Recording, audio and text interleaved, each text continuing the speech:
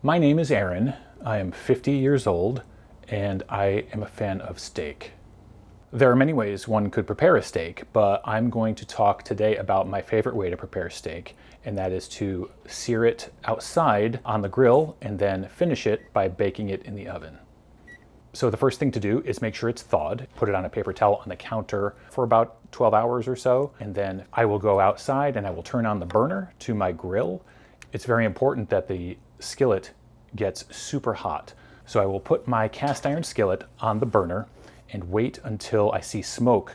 At that point, I will add 2 or 3 tablespoons of butter, and then I will place my steak into the skillet, 45 seconds to a minute on each side.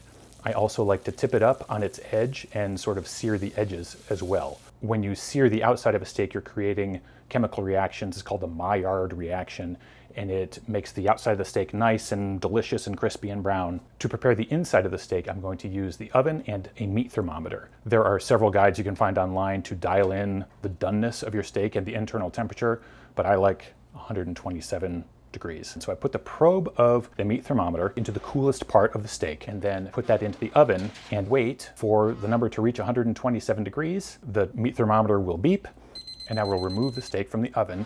A very important step of this whole process is to let the steak rest, because if you slice into the steak immediately, the juices will run everywhere and be lost. So resting for at least 5 minutes is important after you take it out. And then I slice it up and I eat it. I've been asked why one should eat steak. I have found it to be a wonderful replacement for the kind of junkier food that I had been eating. If you think more about protein, you're going to be better off.